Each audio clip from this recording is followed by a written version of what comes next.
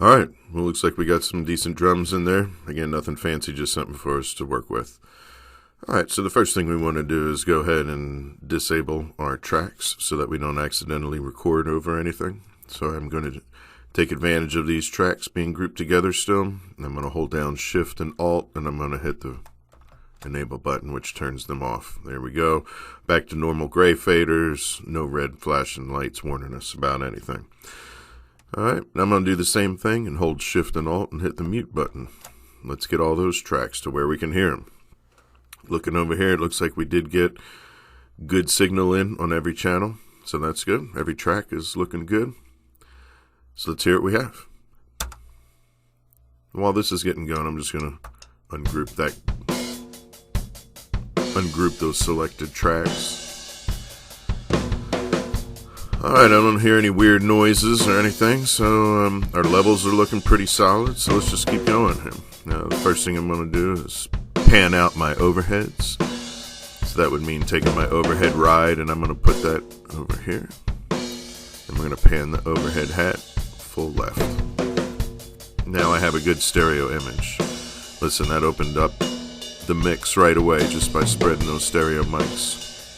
Now I'm going to take my Tom 1, I'm going to pan that a little to the left, Tom 2 a little to the right, and then my floor tom a little more to the right.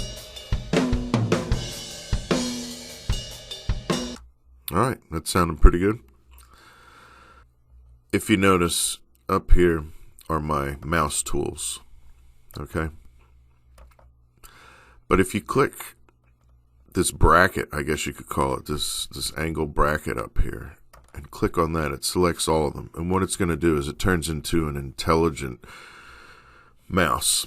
And depending on where I put the mouse, it's going to change the tool.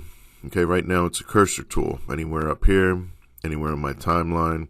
Alright, right there, that would control the volume. If I grab that bracket, see how it's pointing down? I left click and I pull, it's going to lower the fader volume. And then you see it corresponds over here with the actual fader slider. Alright, I'm going to do Control Z, which is undo, just to put everything back the way it was. That's the same if you go up here to edit, you have undo and redo. If I redo that trim automation, there you go, look, it brought the fader down.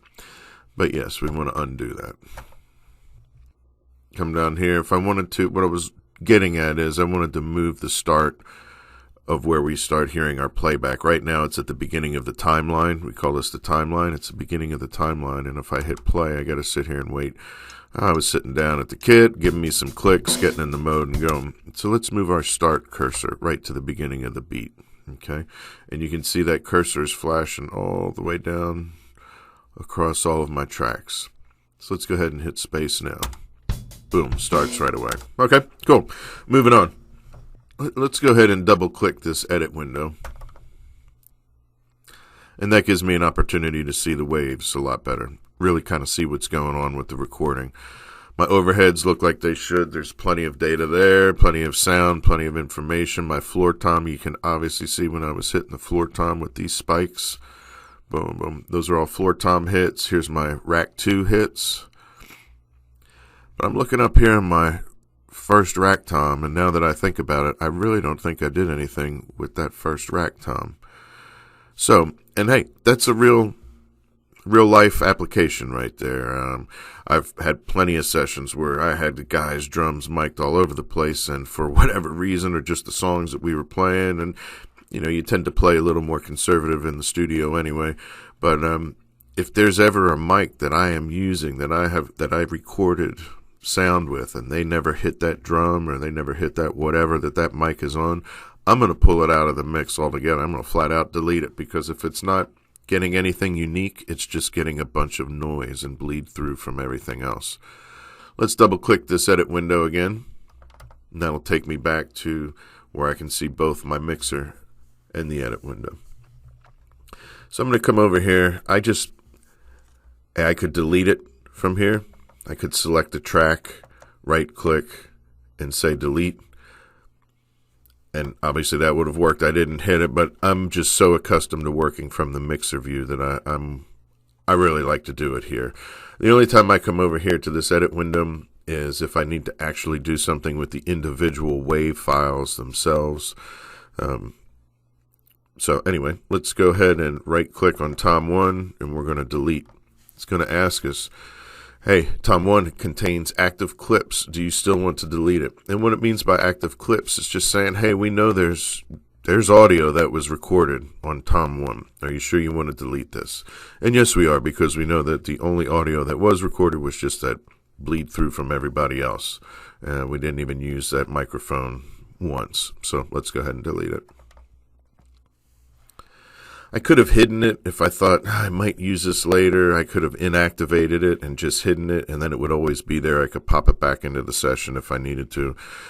But we said if there's no unique sound on that microphone, on that track, on that recording, I'm going to get rid of it altogether. It's less clutter. All right, so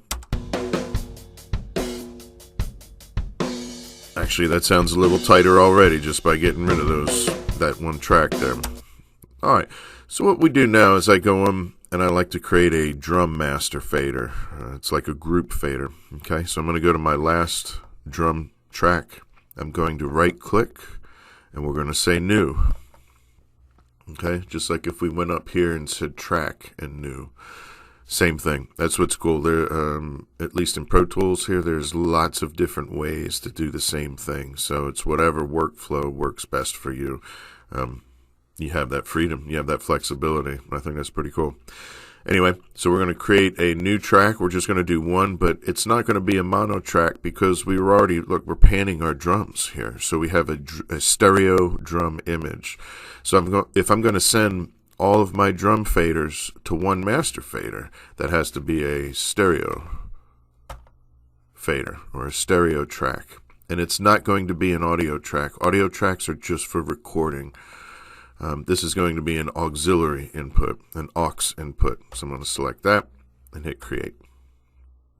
You'll even notice it has a different default color to show us that this is not an audio. We don't have things recorded onto this track, or this is just a control track. All right, so we still have to get all the sound that's from these tracks.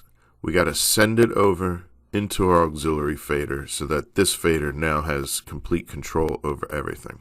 All right, so let's see how we do that. And this is I might make another video on this, but the power of busing. When you start to use your buses, it just totally opens up a whole new world. But we're still going to keep it simple. We're still going to keep this just get up and running.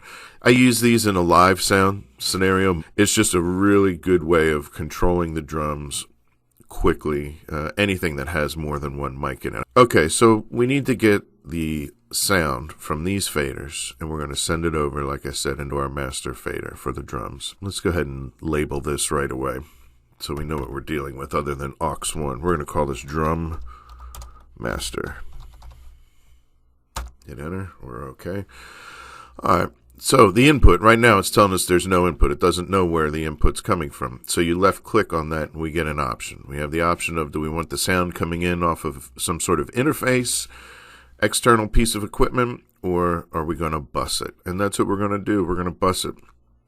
We're going to, first one that's available that's not highlighted. If they're not highlighted, that means they're not being used right now in the session. So I'm going to go with 1 and 2. Now if we go back in there, you'll see 1 and 2 is going to be checked. Okay. All right. So we have a way for sound to get in. We have an input. It's coming in on bus 1 and 2. What we need to do is take these tracks, these faders, and send them to bus 1 and 2. All right. So with that, how we're going to do that is, if you look up here, we have I/O. That stands for input and output. The top row are all my input options. The bottom are all of my output options. We change the input on our master fader to bus 1 and 2. So I'm going to change the output of my drum tracks to not output but bus. I'm going to put them on the bus. And if you notice it's highlighted in yellow, that's telling me, hey, this is an active bus that you have available right now in the session. So that's the one I want. Left click. And there we go. Instead of saying out 1 and 2, it says bus 1 and 2. And hey, let's take advantage of that trick we learned earlier. I'm going to click on snare, which is the next track I need to change. But I'm going to go all the way down here to my last drum track, hold shift and left click. And there you go. Now whatever I do next is going to affect all of these at the same time if I press shift and alt before I click. And that's what I want to do. I'm going to come up here and we're going to change all these outputs to bus 1 and 2. So I'm going to hold down shift and alt and left click on the output and change it to bus 1 and 2. And there you go. They all just changed. Now let's see what happens when I hit the space bar. All of these are getting summed together and they're coming in on this one fader. I can turn the whole mix of the drums up or down as I wish. I can mute all the drums with just one click. Again, very useful. Here's another little trick. If you hold down the Alt key and click on a fader, it'll return it to 0. Same thing works with the pans. I'm holding down Alt and click, left click, and it puts everything to a 0 state. Now, remember what we were talking about earlier, that other shortcut, that undo? Let's undo that because we wanted these set up in stereo. So I'm going to do Control Z. That one went back to where it was. We can go back another layer. I can say Control Z. It puts that back to where it was. And our fader's already at 0, so we can stop there. Pretty cool.